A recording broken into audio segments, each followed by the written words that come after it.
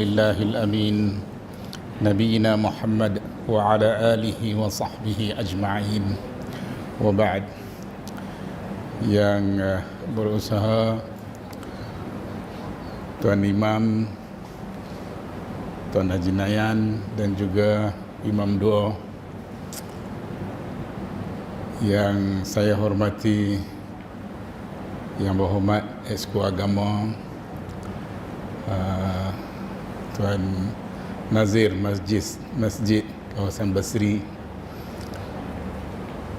para ahli jawatan kuasa masjid dan seterusnya, hadirin hadirat yang dirahmati Allah. Alhamdulillah, syukur pada Allah Subhanahu wa taala. Pada mulanya saya tak sangka kata saya nak main masjid ni. Saya nak sangka kata masjid Padang Mala tu masjid lain. Kami pergi masjid Kampung Belukak. Tiba-tiba diberitahu masjid Padang Mala ni di sini. Saya pernah datang masjid ni untuk ceramah biasalah.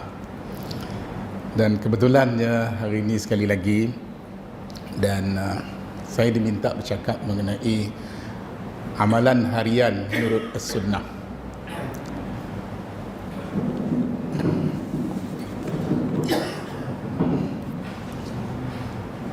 Amalan harian maknanya amalan yang sering kita lakukan setiap hari. Bermula daripada awal hari, sejak kita buka mata, terjaga daripada tidur. Menurut sunnah Nabi sallallahu alaihi wasallam, amalan setelah kita terjaga daripada tidur untuk memulakan hari yang baru,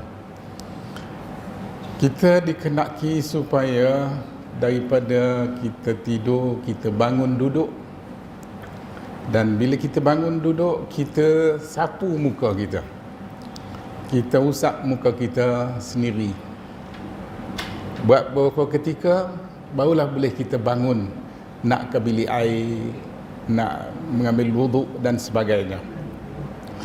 Kalau dah kita selesai, kita pergi ke bilik air, kita masuk dengan langkah kaki kiri, nak masuk jamban, nak masuk tandas, kita masuk dengan memulakan langkah kaki kiri. Dan setelah selesai kita qada hajat, di samping kita melangkah kaki kiri masuk ke tandas, kita ada doa dia. Kita minta berlindung dengan Allah daripada syaitan betina. Syaitan betina ni dia boleh menggoda walaupun kita sedang berada dalam tandas. Tandas ni ataupun tempat kita qada hajat, kita hanya perlu berada seketika, yang sesingkat mungkin yang boleh, masa kita habiskan sewaktu kita dalam tandas. Bukan nak duduk lama-lama, bukan nak makan minum, apatah lagi makan minum yang biasa dilakukan dalam tandas ni, dihisap rokok dalam tandas. Musibah kalau kita ditimpa dengan penyakit ketagihan rokok, sampai ke dalam tandas pun nak isap rokok. Orang tak makan nasi dalam tandas. Yalah, tandas kita sekarang ni bersih, wangi, tapi orang tak duduk lama-lama dalam tandas. Dalam tandas dihuni oleh syaitan betina. Kita nak masuk, kita langkah kaki kiri dan kita berdoa, minta berlindung dengan Allah daripada gangguan syaitan betina. Syaitan betina ni dia bukan saja goda orang lelaki, tapi dia goda juga sesiapa saja yang masuk dalam tandas, termasuk wanita, dengan berbagai tipu helah yang boleh dilakukan kecuali hamba-hamba Allah yang saleh. Jadi kita harap supaya kita menjadi salah seorang hamba Allah yang saleh, nak masuk tandas kita berdoa, dan kita masuk dengan cara yang ditunjuk ajar oleh Nabi SAW. Kita jangan meremehkan ajaran-ajaran yang semacam ni, kerana ini dilakukan setiap hari. Entah kita ada di antara kita yang terpaksa masuk tandas lebih daripada sekali dalam satu hari. Pagi masuk tandas, petang masuk tandas, dan berkali-kali. Kalau dah umur kita sampai 60 lebih, maknanya kalkulat tengok berapa kali kita masuk keluar tandas. Kita kena berdoa.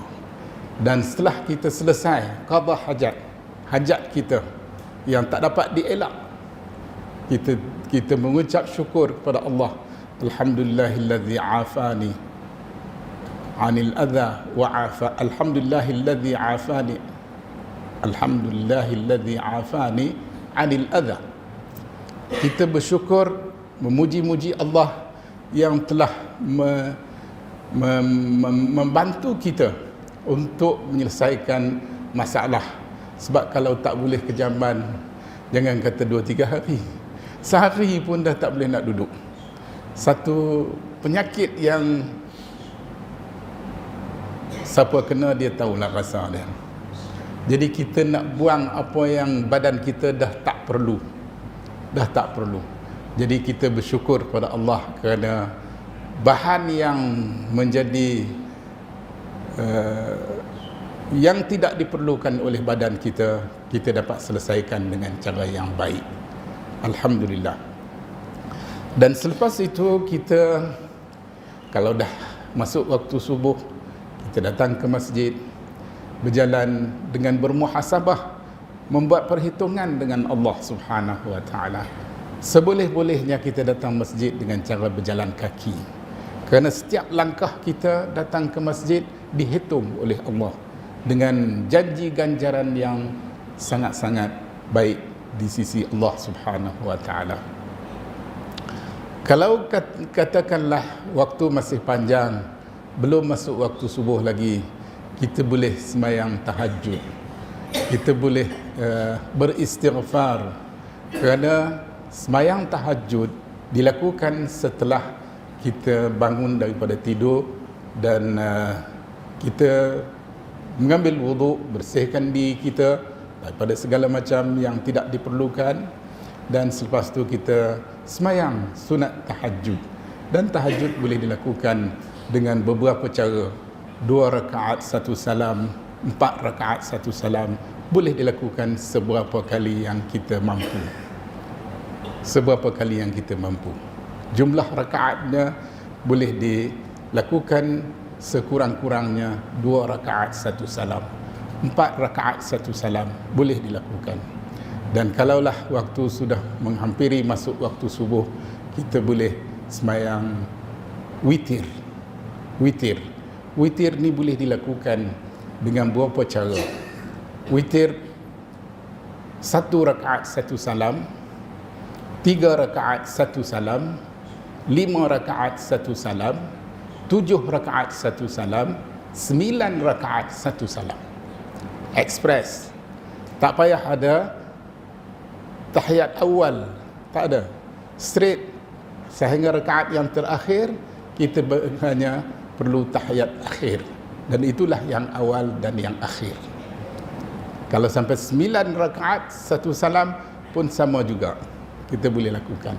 Jadi kesemuanya datang daripada hadis-hadis yang sahih dengan riwayat-riwayat yang diriwayatkan oleh para ulama hadis dan diakui kesahihan hadis-hadis yang berkenaan. Apapun kita senantiasa bermuhasabah dengan Tuhan. Mana kita membuat perhitungan janji-janji Allah di sebalik amalan yang diperkenalkan oleh Nabi SAW kepada kita. Dan dengan itu kita akan terus menjejaki sunnah-sunnah Nabi dari masa ke semasa. Kita sembahyang subuh, dan sembahyang subuh bersama dengan jemaah di masjid, di surau. Kalau tak sempat di masjid, di surau, kita boleh sembahyang subuh di rumah kita. Kita berjemaah dengan ahli keluarga kita. Kita jangan biar ada anak-anak kita ataupun siapa-siapa yang di bawah tanggungan kita terus tidur, terus lena walaupun sudah masuk waktu subuh. walaupun waktu subuh hampir kehabisan, hampir akan berakhir, tetapi ada setengah di kalangan anak buah kita yang masih lena, yang masih leka dengan kain selimut dia. Orang dengar suara azan ataupun terjaga. Bila terjaga daripada tidur, kita kena bangun duduk. Tak boleh bila jaga tarik kain selimut, tutup kepala. Tak. Kita kena bangun, kita usap muka kita, dan kemudian barulah kita ke jamban macam saya sebutkan tadi. Setelah kita selesai menunaikan fardu subuh, sebelum kita menunaikan fardu subuh, ada 2 rakaat. 2 rakaat sunat fajar dia panggil. 2 rakaat sunat fajar ini disunatkan dengan tuntutan yang lebih daripada sunat-sunat biasa. Dalam istilah ulama-ulama fiqh dikatakan sunat muakkad. Sunat muakkad. Jadi ini disebabkan oleh Nabi SAW tak pernah tinggal sembahyang sunat subuh. Sunat 2 rakaat subuh. Nabi tak pernah tinggal. Walaupun dalam keadaan dia musafir ataupun dalam keadaan dia bermukim, dia masih menetap di Madinah, tapi dia tak pernah tinggal sembahyang 2 rakaat sunat subuh. Sehingga dalam sebuah hadis Nabi menggambarkan kepada kita bahawa 2 rakaat sunat subuh itu lebih baik di sisi Allah daripada dunia dan isi kandungan langit dan bumi. Jadi kalau kita 60 tahun, 1 tahun 360 hari. 360 hari mana 360 kali peluang untuk kita sembahyang sunat subuh. Ganjaran di sebalik setiap kali kita sembahyang sunat subuh, 2 rakaat subuh itu lebih baik daripada dunia dan isi kandungan langit dan bumi ini. Tahu isi kandungan langit dan bumi ini apa? Termasuk galian. Sebab dalam Al-Quran Tuhan sebut, "Idza zulzilatil ardu zilzalaha wa akhrajatil ardu athqalaha." Harta yang terpendam dalam perut bumi ini berbagai-bagai. Ada yang mahal harganya, nilai harganya sangat mahal.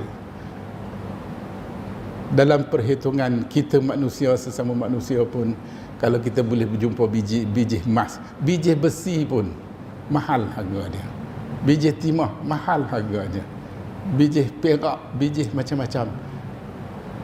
Orang kata emas hitam. Emas hitam ni petrol.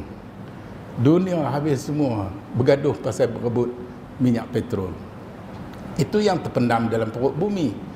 Yang di permukaan bumi entah 1001 macam jenis yang boleh menjadi nilai harganya tinggi dan mahal pada kita. Di sisi Allah tidak sama dengan sayap nyamuk pun tak sama. La yusawi janaha ba'udah. Tak sama dengan nilai satu sayap lalat. Apa ada sangat pada sayap lalat? Lalat ada 2 sayap, kiri dan kanan. Kalau diterjun dalam ayak minuman kita, dalam hadis disuruh rejam. Kerana bila dia jatuh dalam minuman kita, dia akan rejam di sebelah yang beracun dan dia akan angkat di sebelah yang menjadi penawar kepada racun itu tadi. Jadi sunnah Nabi ini ada di mana-mana saja. Cuma kita kena berusaha untuk menuntut ilmu, untuk mempelajari dan mencari ilmu berkaitan dengan sunnah Nabi, supaya sunnah Nabi tadi senantiasa menjadi panduan dalam hidup kita. Hidup sebagai seorang yang menghayati sunnah Nabi. Baik, setelah kita selesai sembahyang subuh, kita boleh berzikir. Kita boleh terus kekal buat beberapa ketika di atas tikar sembahyang kita. Larat duduk setengah jam, larat duduk 1 jam sampai naik matahari, lagi baik. Di samping itu kita berzikir kepada Allah Subhanahu wa taala, bertahmid, mengucap alhamdulillah. Alhamdulillah sebagai salah satu cara kita bersyukur terhadap mana-mana nikmat yang kita terima daripada Allah Subhanahu wa taala. Kalau kita nak hitung setiap nikmat yang kita terima, takkan terhitung. Nikmat mata kita, ada orang punya mata tapi tak nampak. Ada orang punya mata tapi kelabu. Ada orang punya mata tapi cerah terang menerang. Di samping kita berzikir, bertahmid, bertahlil. Tahlil maknanya mengucap la ilaha illallah, la ilaha illallah seberapa kali yang kita mampu. Bertakbir, mengucap Allahu akbar, Allahu akbar seberapa kali yang kita mampu untuk melakukannya. Jadi sunnah Nabi ini banyak, tapi kita pilihlah sunnah yang sahih, yang diriwayatkan kepada kita dengan jalan ataupun dengan sanad yang sahih. Yang kerana sunnah Nabi ini banyak pihak yang tampil mendakwa dia juga punya sunnah Nabi. Kawan juga kata sunnah Nabi. Tapi setiap dakwaan tadi perlu diteliti dan ditapis, dibuat saringan demi saringan. Akhirnya ternyata yang didakwa tadi mungkin betul, mungkin benar. Lalu digunakan istilah hadis sahih. Mana sahih sanad dia. Dengan dakwaan yang dibuat, ternyata dakwaannya adalah betul. Tapi ada dakwaan-dakwaan, bukan sikit, ribuan, mungkin ratusan ribu yang mendakwa kata dia juga memiliki hadis-hadis Nabi yang diriwayatkannya. Tetapi setelah disaring, diteliti satu persatu setiap perawi yang terlibat dalam meriwayatkan hadis-hadis yang berkenaan, ternyata apa yang didakwa tadi hanyalah merupakan satu kepalsuan. Hadis palsu, banyak hadis palsu. Ada di antara hadis-hadis palsu ni, walaupun dijelaskan kepalsuannya, tapi masih ada pihak yang berpegang, bersandarkan kepada hadis palsu. Saya bagi contoh, umpamanya hadis yang didakwa dalam mazhab Hanafi. Kalaulah kita setelah selesai semayang, kita dapat ataupun kita terkesan dengan tumpukan darah di pakaian kita sebesar duit 10 sen, 1 dirham. Di dalam hadis palsu tadi disebut tu'adu salah qadra dirham minad dam. Semayang yang telah selesai baru disedari tumpukan darah sebesar shilling 10 sen ataupun antara 10 sen dengan 20 sen. Kita kena ulang semula semayang yang berkenaan. Dalam mazhab Hanafi masih dipraktik, masih dilakukan sehingga ke hari ini. Kalau takat setitik, 2 titik, dia tak peduli. Dia anggap itu dimaafkan. Tapi kalau dah sampai sebesar tumpukan tadi sebesar shilling 10 sen hingga ke 20 sen, barulah semayang tu tadi perlu diulang semula. Hadis ini diriwayatkan oleh salah seorang perawi yang dikenali dengan Rauh Al-Ghatif. Dia terkenal dengan perawi yang suka memalsukan hadis-hadis Nabi. Nuh ibn Abi Maryam juga salah seorang daripada pemalsu hadis yang pernah membuat pengakuan melebihi ribuan hadis yang dibuat, yang dipalsukan dan tersebar luas ke seluruh pelosok dunia Islam pada zaman itu, zaman kerajaan Abbasiyah. Nuh ni bukan orang biasa, orang alim. Dia pernah jadi qadi di Mesir, pernah jadi qadi besar di Mesir. Tapi dia adalah salah seorang pemalsu hadis.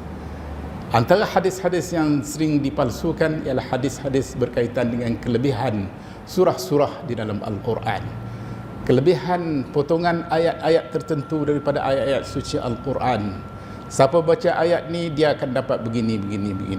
Siapa baca surah ni dia akan dapat ganjaran sekian banyak. 70,000, 77,000 macam-macam lagi. Ini kebanyakannya adalah hadis yang dipalsukan oleh Nuh Al-Jami'. Nuh ibn Abi Maryam dikenali sebagai Nuh Al-Jami'. Dia pernah menjawat jawatan qadhi besar di Mesir. Dia bukan kenal siapa. Sebab tu Amir ibn Shurahil Al-Sya'bi, salah seorang ulama hadis yang terkenal dengan gelaran Amirul Mukminin fil hadis. Di Amirul Mukminin ni antara jawatan terpenting dalam politik Islam. Abu Bakar Amirul Mukminin, Umar ibn Al-Khattab Amirul Mukminin, Uthman ibn Affan Amirul Mukminin, Ali ibn Abi Talib Amirul Mukminin. Sehingga ke hari ini pun ada pihak-pihak yang masih menggunakan gelaran Amirul Mukminin. Raja Morocco. Di Morocco istilah Amirul Mukminin digunakan pakai sampai ke hari ini untuk raja-raja yang memerintah negara Morocco sampai ke hari ini. Ini dalam bidang politik. Dalam bidang hadis, kepakaran hadis yang dimiliki oleh seseorang yang diakui kehebatannya, seperti mana Imam Bukhari diberi julukan gelaran Amirul Mukminin fil hadis. Maknanya sama kedudukannya ataupun penggunaan istilah tadi dalam bidang-bidang yang berkenaan. Balik kita kepada zikir selepas sembahyang subuh. Ganjaran pahalanya besar, dijanjikan oleh Allah Subhanahu wa taala melalui hadis-hadis Nabi kepada mereka-mereka yang banyak berzikir, banyak beristighfar lepas sembahyang subuh, masih mengekalkan kedudukannya di atas tikar sembahyang sampai naik matahari, habis waktu subuh. Dan selepas itu, bila naik saja matahari, dalam hadis melarang kita daripada menunaikan salat pada ketika matahari sedang naik, sedang terbit matahari. Kerana dalam hadis disebut matahari terbit di antara dua tanduk syaitan. Jadi supaya kita tidak menyerupai penyembah-penyembah syaitan, penyembah-penyembah matahari dari kalangan manusia maupun jin dan syaitan, maka kita dilarang daripada sembahyang pada waktu yang berkenaan. Kalau dalam istilah ilmu fiqh dikatakan termasuk dalam antara yang disebut waktu tahrim. Kita tidak digalakkan sembahyang pada waktu itu walaupun secara bersebab.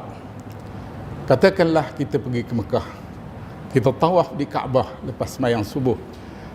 Selesai tawaf, matahari terbit, kita disunatkan ataupun dikendaki menangguh buat seketika. Tak boleh sembahyang lagi. Walaupun sembahyang tu sembahyang sunat tawaf, tapi kerana waktu tu tidak diingini ataupun menyalahi sunnah Nabi yang melarang kita sembahyang pada waktu yang berkenaan. Di waktu tahrim ada beberapa waktu lagi. Termasuk waktu rembang,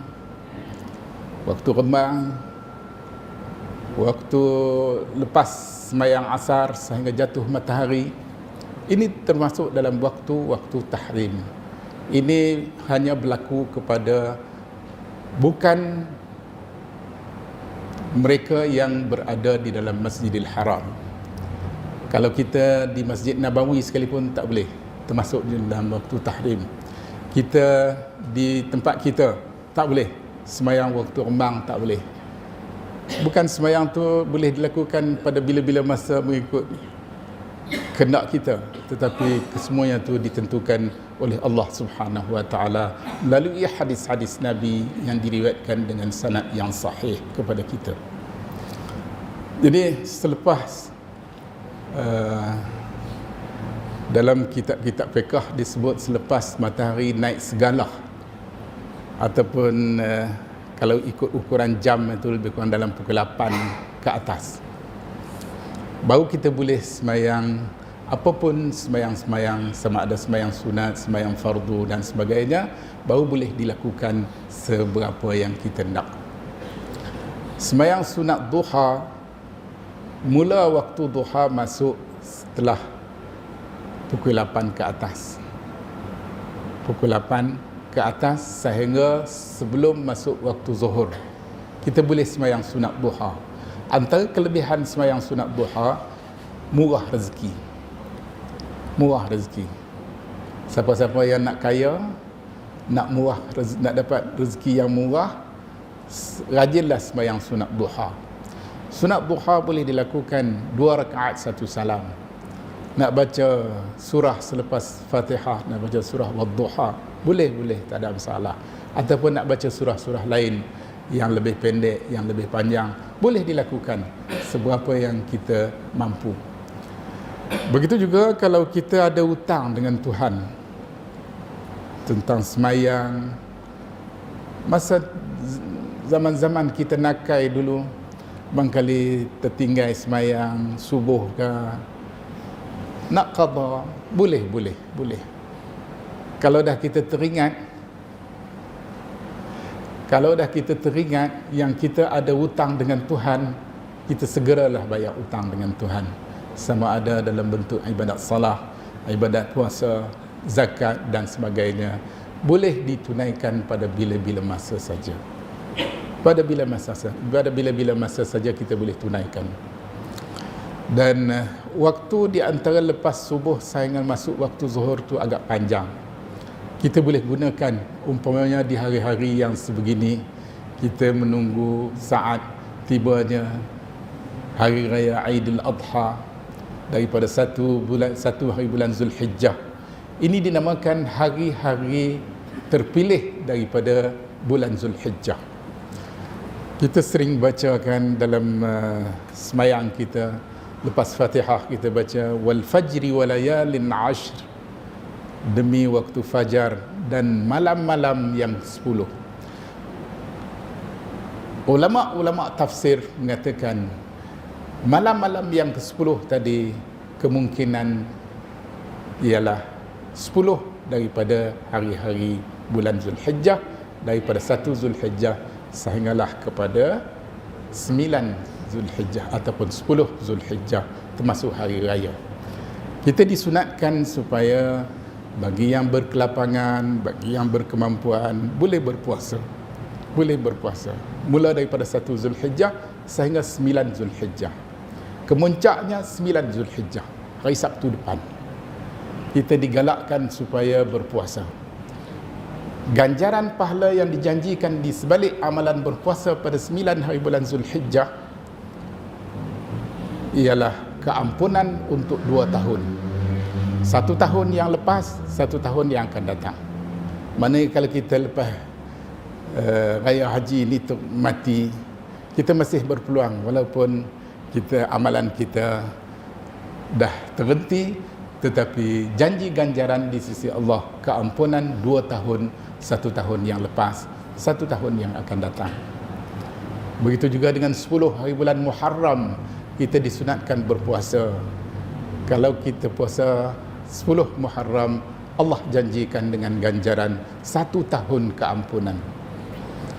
Jadi kita percaya dan yakin dengan amalan-amalan yang diperkenalkan oleh Nabi SAW kepada kita daripada hadis-hadis yang diriwayatkan dengan sanad yang sahih. Kita sebenarnya kalau kita teliti hadis-hadis yang sahih, amalan yang bersandarkan pada hadis-hadis yang sahih sudah banyak dan tidak termampu untuk kita melakukan segala-galanya. Kita tak perlu kepada hadis-hadis dhaif sebenarnya. Tak perlu, apatah lagi hadis-hadis yang maudhu', yang palsu. Kita tak perlu. Berapa kita nak sibuk nak semayang-semayang sunat tasbih umpamanya. Saya bagi contoh. Hadis-hadis yang diriwayatkan mengenai semayang sunat tasbih, tak ada satu pun yang sahih. Tak ada satu pun yang sahih. Tapi berapa ramai terdapat di sana umat Islam yang kelang-kabut sangat nak semayang sunat tasbih. Saya tak tahu di Perlis ni ada Ada tak jemaah yang semacam ni? Kalau ada, kena semak semula lah. Ajak mereka semak semula. Hadis-hadis yang berkenaan kesemuanya daif belaka. Apatah lagi kaifiat, cara nak semayang sunat tasbih tu, lagilah kabur. Sangat-sangat kabur. Kenapa kita pilih yang kabur? Kita tinggal yang clear, yang jelas. Kita terlebih dahulu mengutamakan yang lebih jelas daripada yang kabur. Kerana yang kabur ni kita belum tentu betul ke tidakkah. Dapat ke tidakkah ganjaran yang dijanjikan melalui riwayat-riwayat yang tidak sahih. Kita tak tahu. Macam saya sebut tadi, kelebihan sembahyang sunat duha, murah rezeki. Siapa nak dia rezeki dia mahal? Tentu kita tak mahu rezeki yang mahal. Kita nak rezeki yang murah. Kalau Tuhan murahkan rezeki kita, dia akan datang pada waktu siang maupun pada waktu malam, pada bila-bila masa mungkin kita tidak terduga yang rezeki kita datang bergolek. Saya tak tahu yang satu hari saya nak jadi rektor Universiti Islam di Perlis. Tapi rezeki saya datang, melamar saya di Penang untuk datang menjadi rektor College Universiti Islam di Perlis. Saya pada mulanya bersetuju untuk 6 bulan saja. Saya boleh datang sebab saya rasa saya dah berusia lanjut, tenaga pun tak berapa kuat sangat dah, ingatan pun mula dah berterabuk, nak nyanyuk orang kata kan.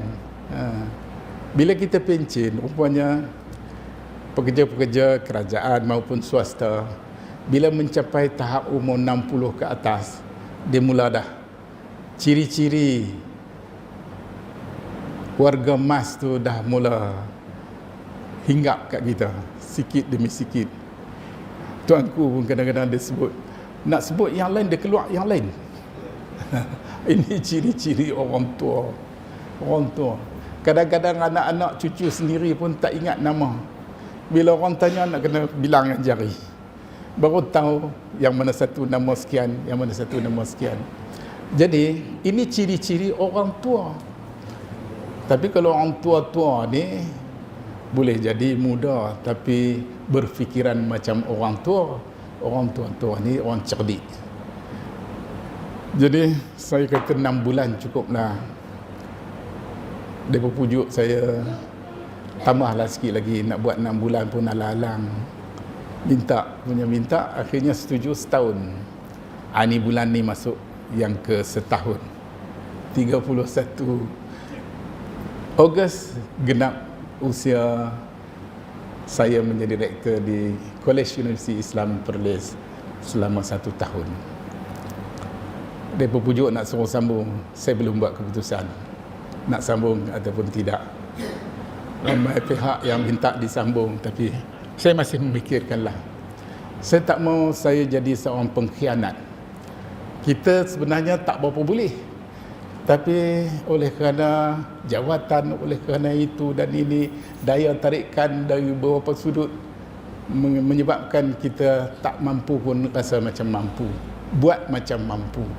Padahal kemampuan kita sangat terhad dengan keupayaan tenaga, fikiran, keupayaan tenaga tubuh badan kita dah semakin hari semakin lemah, semakin hari semakin di bawah usia. Ceramah pun kalau dulu 2-3 jam okey, tapi lah 1 jam pun dah rasa mengah. Tak apalah, kita baru sampai kepada sunat duha. Antara waktu sunat duha daripada pukul 8 sehingga sebelum masuk waktu zuhur.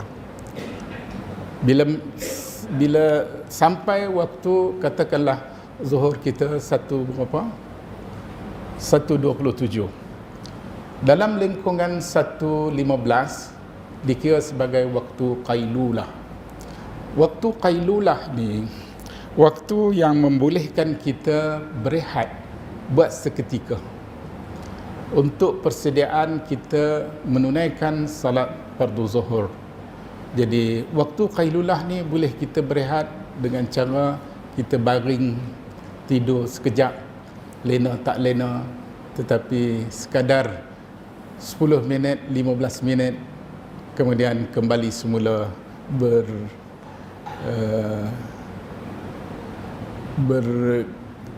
bertenaga untuk melaksanakan salat fardu zuhur.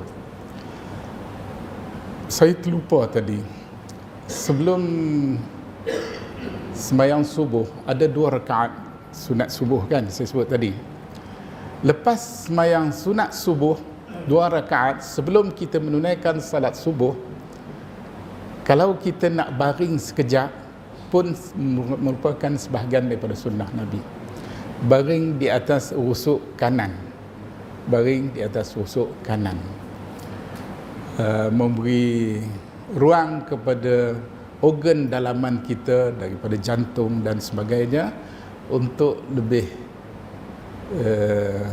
selesa bagi kita dalam tempoh masa yang singkat, 5 minit hingga ke 10 minit.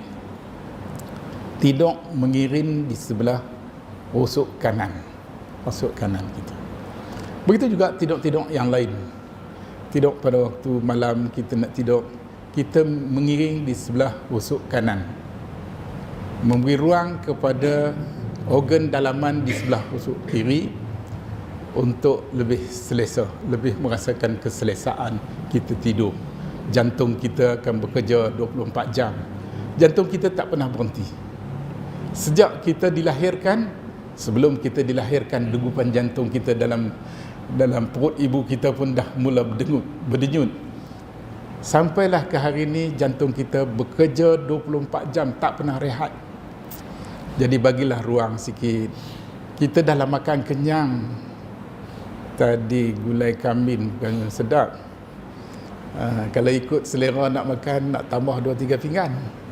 Tapi tengah-tengah duk sedap tu kita kena berhenti. Kita berjihad dengan nafsu kita. Kita lawan dengan nafsu kita. Kalau hentam sampai 2-3 pinggan, boleh jadi nak sembahyang maghrib pun tak boleh. Nak rokok, nak sujud. Terutama sekali orang yang berisi macam badan Nana ni, kalau makan 2-3 pinggan, nak rokok, nak sujud pun mengah. Jadi bersyukur terhadap nikmat Allah melalui ucapan Alhamdulillah itu salah satu cara. Sebab tu kita dikehendaki supaya perbanyakkan kata-kata Alhamdulillah.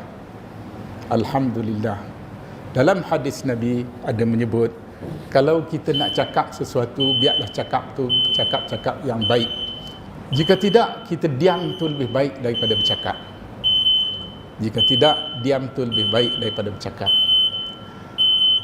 Jadi ucapan Alhamdulillah sebahagian daripada cara kita bersyukur terhadap nikmat kurniaan pemberian Allah Subhanahu Wa Taala kepada kita. Di samping itu juga amalan bersedekah digalakkan seberapa banyak yang kita mampu. Tak nanti banyak, kalau kita ada sikit, sedikit pun kita digalakkan supaya banyak kita bersedekah. Apatah lagi dalam suasana hari yang kita semua tertunggu-tunggu untuk menyambut Hari Raya Aidil Adha. Fakir miskin bilang hari nak dapat daging korban. Barangkali dalam setahun inilah masa-masanya mereka dapat merasai nikmat makan daging dengan lebih kenyang ataupun lebih memuaskan. Tetapi bagi orang yang berada barangkali tiap-tiap hari boleh makan daging, tak ada masalah. Nak makan tiap-tiap hari pun jemu. Kalau sudah jemu, yang baik pun disangka tak baik, yang sedap disangka tak sedap lagi dah. Nikmat tu hilang disebabkan oleh nikmat yang sentiasa mencurah, berlungguk-lungguk nikmat dia. Dia nak makan apa, dia boleh makan semua sekali. Alhamdulillah, syukur nikmat Tuhan. Jadi bila masuk waktu zuhur, setelah kita menunaikan sedikit hak tubuh badan kita untuk mendapat rasa rehat sekejap, qailulah dia panggil. Lepas tu masuk waktu zuhur, kita semayang waktu zuhur. Nak semayang waktu zuhur, semayang zuhur dalam waktu yang awal lebih digalakkan mengikut sunnah Nabi daripada kita semayang pada waktu-waktu yang lewat. Walaupun waktu zuhur tadi bermula daripada gelincirnya matahari sehinggalah bayang tadi sama tinggi ataupun masuknya waktu asar. Dalam tempoh masa yang berkenaan kita boleh menunaikan salat zuhur pada bila-bila masa dalam waktu yang berkenaan, di awal, di pertengahan, di akhir dan sebagainya. Tapi digalakkan supaya kita tunai di awal secara berjamaah di masjid maupun di surau ataupun di kediaman kita sendiri dengan anak beranak kita, ahli keluarga kita, semayang secara berjamaah. Dan disunatkan semayang fardu zuhur ada sunat rawatib, apit fardu. Sini kata apit fardu juga kan? Apit fardu, sunat rawatib qabliyah dan ba'diyah. Kedua-duanya merupakan di antara sunat-sunat muakkad. Dan kemudian bila selesai waktu zuhur, sembahyang fardu zuhur, kita masuk pula pada dalam waktu asar. Antara waktu-waktu yang berkenaan sudah tentulah kita punya lebih masa yang kita boleh gunakan dan manfaatkan dengan menghayati sunnah-sunnah Nabi yang lain yang sangat-sangat digalakkan, umpamanya bersedekah, umpamanya baca Quran, umpamanya berzikir, beristighfar dan membantu fakir miskin, membantu hubungan silaturahim di antara kita sesama kita maupun di antara kenalan-kenalan sahabat handai terdekat dan yang jauh. Sama saja kita digalakkan supaya hubungkan silaturahim. Silaturahim ni merujuk kepada rahim Tok Hawa, Tok Adam. Rahim Tok Hawa asal manusia perempuan yang telah melahirkan anak cucu Adam. Kemudian manusia membiak sehinggalah sampai ke giliran kita. Kita anak ibu kita, ibu kita anak ibu dia, sehinggalah kepada tok nenek yang seterusnya. Jadi hubungan rahim ini tetap wujud di antara kita sesama kita, cuma jauh dan dekat itu saja. Kelebihan menghubungkan silaturahim sangat besar di sisi Allah Subhanahu wa taala. Kalau kita bertindak liar menyebabkan hubungan rahim terputus ataupun terancam, maka balasan azab, balasan buruk dijanjikan terhadap mereka-mereka yang bertindak sehingga menyebabkan terputusnya hubungan silaturahim. Apatah lagi hubungan di antara anak dengan ibu, adik-beradik seibu sebapa dan macam-macam lagi, disebabkan oleh sebab-sebab yang remeh, sebab-sebab yang kecil yang tak sepatutnya berlaku. Sanggup ataupun ada pihak yang sanggup memutuskan hubungan rahim di antara dia dengan saudara mara dia dan berbagai-bagai lagi. Ada yang sampai sanggup sampai bawa mati. Apalah adanya dengan sebab-sebab yang remeh tadi sehingga kita bertindak liar memutuskan hubungan rahim sesama kita. Kita putuskan hubungan rahim di antara kita dengan ibu kita. Kita akan terasa pedihnya jika anak kita bertindak liar memutuskan hubungan rahim dengan kita. Ibu kita, walau macam mana kita dah besar panjang, dah berusia lanjut dan macam-macam lagi, tapi pada pandangan dia kita tetap kecil. Tahu kalau kita nak berpisah dengan ibu kita buat sementara waktu, dia akan pesan kita, nak melintas jalan tengoklah baik-baik kereta.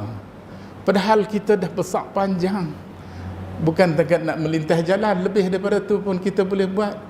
Kita dah mampu berdikari, tetapi pada pandangan dia kita masih kecil. Dia akan pesan dan tak jemu berpesan kepada kita supaya jaga diri, supaya jangan buat sesuatu yang mendedahkan kita kepada berbahaya. Begitu juga apabila tiba giliran kita jadi bapa, kita jadi ibu dengan anak pinak kita, kita senantiasa pandang dia kecil walaupun dia dah besar, kerana dia bela kita daripada kecil. Dia bela kita daripada kecil. Kalau dibiarkan begitu saja, semut makan kita pun boleh mati. Semut yang kecil boleh usung kita bawa dalam semak, dan macam-macam lagi boleh berlaku. Tapi dia jaga kita. Dia sanggup tak lena tidur kerana nak bagi kita tidur nyenyak. Dia dudui kita sampai dia tak lena tidur sampai kecerah. Bapa ni orang tak nampak sangat peranan dia untuk membesarkan anak-anak, kecuali bagi makan minum. Tu pun ibu yang suap kita, bukan bapa jarang sangat nak suap makan ke anak-anak dia. Tapi bapa ni seorang yang penting dalam sesebuah keluarga. Satu orang yang sangat penting dalam sesebuah keluarga. Kepimpinan seorang bapa terserlah dengan adanya keluarga-keluarga yang berjaya dalam kehidupan dunia, mengaut keuntungan dunia, berjaya dalam kehidupan dunia dan akhirat. Kita nak tahu penting tak penting seseorang bapa dalam sesebuah keluarga bila dia mati, bila dia tak ada. Baru kita rasa kehilangan tempat kita bergantung selepas Allah Subhanahu wa taala. Siapa? Si bapa inilah. Walau macam mana lemah sekalipun, walau macam mana kurang sekalipun, tapi si bapa tetap memainkan peranan sebagai ketua keluarga yang jika tiada, maka kehilangan yang tidak berganti. Jadi sunnah Nabi dalam hal ini, kita dikehendaki supaya menghormati, berlaku ihsan kepada ibu dan bapa. Nabi bila ditanya, Nabi jawab, ibu yang mendapat keutamaan. Untuk kali kedua, si ibu. Untuk kali ketiga, si ibu. Untuk kali yang keempat, baru Nabi kata, bapa. Satu orang tanya Nabi, siapa yang patut dia berlaku baik, dia buat baik? Nabi jawab, ibu. Kali kedua, ibu lagi. Kali ketiga, ibu lagi. Kali keempat, baru bapa. Tidak bermakna peranan bapa ini kurang hebat ataupun kurang mendapat tempat. Tak. Tapi peranan si ibu ni terutama sekali pada ketika kita masih kecil. Sebab tu tindakan memisahkan seseorang anak dengan ibu pada ketika si anak ni masih kecil ialah satu tindakan yang zalim. Walaupun ibu bapa dia telah berpisah, bercerai, tetapi hak penjagaan di bawah kanak-kanak di bawah umur 2 tahun adalah menjadi hak si ibu. Kita tak boleh pisahkan di antara seseorang anak dengan seseorang ibu. Manakala si bapa pula jarang sangat nak ada bapa bila mak tak ada ataupun mereka berpisah. Dia sanggup nak bela anak dia sampai besar panjang, tak berkahwin lain, tak berumah tangga dan macam-macam cerita lagi. Jarang ada.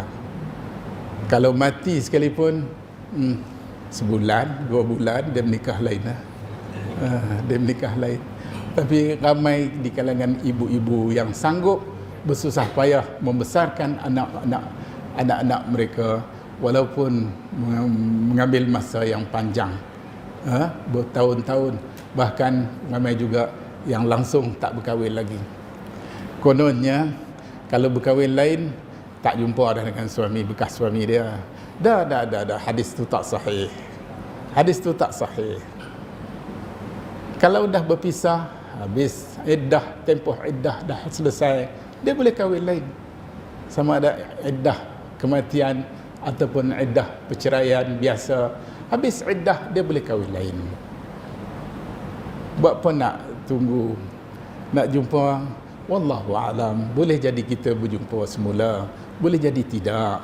Kalau tidak pun apa salahnya nak kahwin lain, ataupun boleh berjumpa semula, lagi baik. Cuma ada hadis yang sahih, salah seorang isteri Nabi, Saudah bintu Zam'ah, salah seorang isteri Nabi yang agak berumur, bila Nabi berkahwin dengan Siti Aisyah yang muda, jauh lebih muda daripada dia, dan itulah kali pertamanya Nabi berkahwin dengan anak dara, mana wanita yang belum pernah berkahwin sebelumnya, satu-satunya ialah Aisyah binti Abi Bakar. Saudah merasakan dia terpinggir, ialah dia rasa sendirilah, tak payah orang kata kat dia rasa sendiri. Dia dah berumur, dah menopause. Jadi dia merayu kat Nabi, dia nak minta supaya Nabi kekalkan dia sampai akhir hayat dia sebagai isteri kepada Nabi SAW.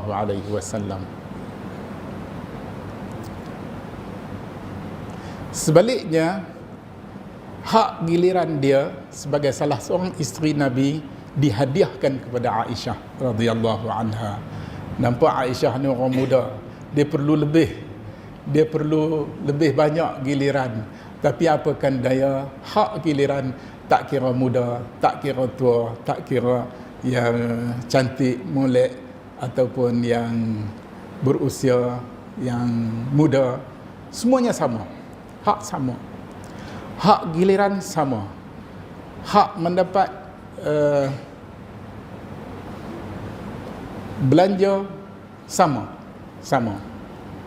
Bahkan kalau mati sekalipun, kalau si suami itu meninggal dunia sekalipun, meninggalkan lebih daripada seorang isteri, mereka dapat hak yang sama. Tak adalah yang tua dapat lebih, yang muda dapat kurang. Dah. Semuanya mempunyai hak yang sama. Jadi peliknya tu, kalau isteri-isteri yang dimadukan, bila suami meninggal, mereka boleh duduk baik, dia pun boleh berbaik semula macam adik-beradik. Tapi masa suami itu masih hidup, dia punya bergaduh macam anjing dengan kucing, tak boleh duduk dekat, dia kira nak bergaduh. Wallahu a'lam. Sebaliknya ataupun sepatutnya mereka kena bersyukur, walaupun mereka dimadukan, hak mereka tetap terpelihara dalam Islam. Sekalipun orang kata apa, dari sudut perasaannya tu mungkin kita tak boleh nak elak, ada kecenderungan kasih sayang lebih antara satu dengan yang lain. Ini boleh berlaku pada bila-bila masa, pada mana-mana kes. Anak pinak kita, kalau kita ada anak 10 orang, tak semuanya sama kita kasih. Mereka anak kita, tapi kecenderungan kasih sayang tadi boleh berbeza-beza. Cuma kita jangan sehingga berlaku kezaliman, tak boleh.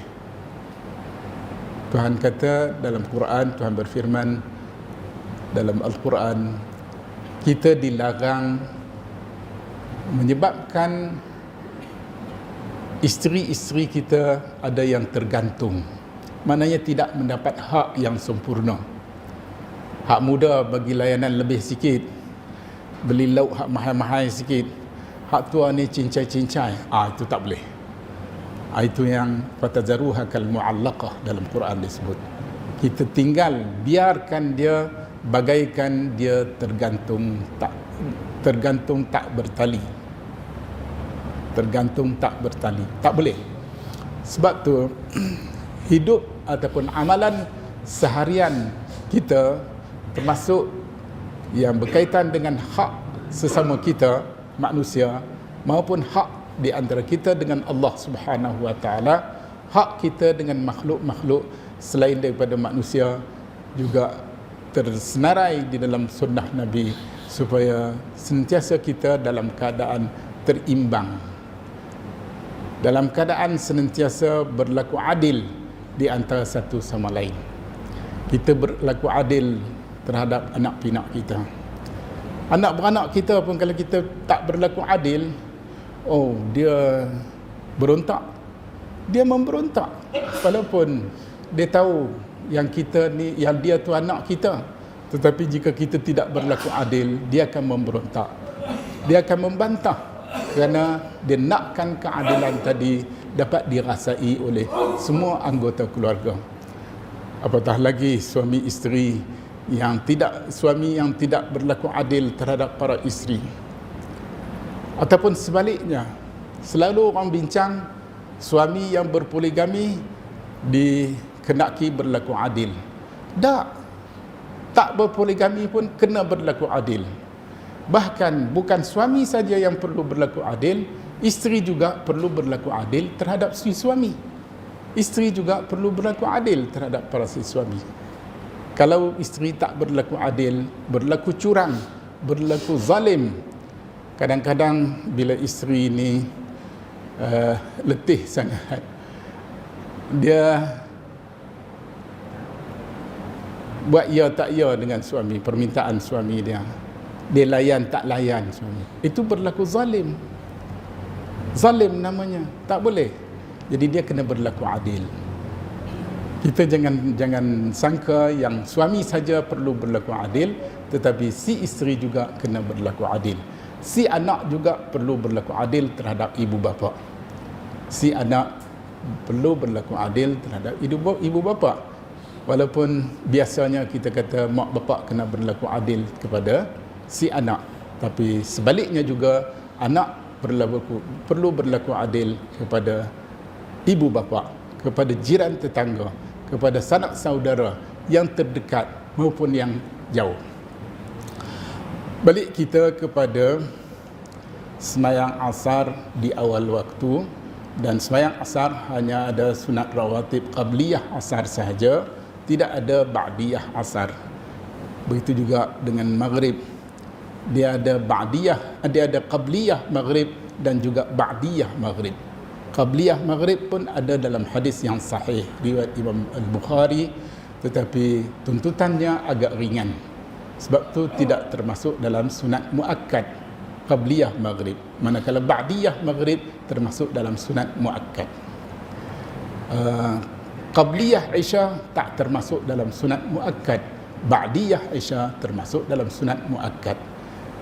Ba'diyah Isya boleh dilakukan sama ada 2 rakaat 1 salam ataupun 4 rakaat 1 salam atau 2 salam. Boleh dilakukan. Dan waktu di antara Isya sampai ke subuh agak panjang. Dan ini boleh diisi dengan pelbagai aktiviti, dan sunnah Nabi banyak yang kita dapati menyentuh tentang amalan-amalan yang tidak dikaitkan dengan masa, boleh diisi pada masa-masa dan waktu-waktu yang panjang sebegini. Tetapi ada hadis Nabi yang menggalakkan supaya kita tidak lewat berjaga malam. Tidak lewat berjaga malam selepas sembahyang Isya. Lepas sembahyang sunat ba'diyah Isya, dan kemudian kita tidak digalakkan supaya lewat tidur malam. Jadi semasa kita menghadapi saat-saat akhir hari yang berkenaan, ada beberapa sunnah Nabi yang diperkenalkan kepada kita untuk kita amalkan. Termasuklah kita apabila kita masuk bilik tidur kita persiapkanlah tempat tidur kita yang sesuai, yang selesa, supaya kita dapat tidur dengan nyaman, dan besoknya akan memulakan hari yang baru dengan tugas yang baru, dengan aktiviti yang baru dan bermacam-macam lagi. Andai kata kita masih hidup, kalau kita mengakhiri hidup kita pada hari yang berkenaan pun, kita mengakhiri dengan sesuatu yang diredai oleh Allah Subhanahu wa taala. Kita banyak beristighfar sebelum kita tidur. Kita cuba selesaikan hak-hak kita sesama manusia sebelum kita tidur untuk hari yang berkenaan. Jadi kita jangan bawa fail hari yang sebelum ke hari yang selepas. biarlah hari yang sebelum diselesaikan pada hari yang berkenaan, manakala hari yang selepasnya kita mulakan dengan fail yang baru. Sebab tu hak-hak yang menjadi tanggungan kita terhadap saudara mara kita cuba selesaikan. Jangan dibiar sebagai hutang lapuk yang dari hari ke hari, dari masa ke semasa akan bertimbun fail-fail lapuk kita dengan hak-hak yang belum dapat diselesai dan ditunaikan seberapa cepat yang boleh. Jadi ini di antara amalan harian menurut sunnah Nabi sallallahu alaihi wasallam yang dapat kita sebut dalam kuliah yang singkat pada malam ini. Saya kira ada manfaatnya juga untuk kita semua. Mudah-mudahan apa yang telah kita perkatakan dapat mengingatkan diri kita dan seterusnya dapat membantu kita untuk menghayati dengan penghayatan yang lebih baik, lebih sempurna, mudah insya-Allah. Dan saya rasa setakat itu saja kuliah kita pada malam ini. Orang tua bagi kuliah penat. Mudah-mudahan kita dapat berjumpa lagi dalam masa yang akan datang. Hanya sekian, saya ucapkan ribuan terima kasih kepada pihak masjid yang sudi menerima, dan insya-Allah kita jumpa lagi dalam masa-masa yang lain. Hanya sekian, wabillahi taufiq wal hidayah. Wassalamualaikum warahmatullahi wabarakatuh.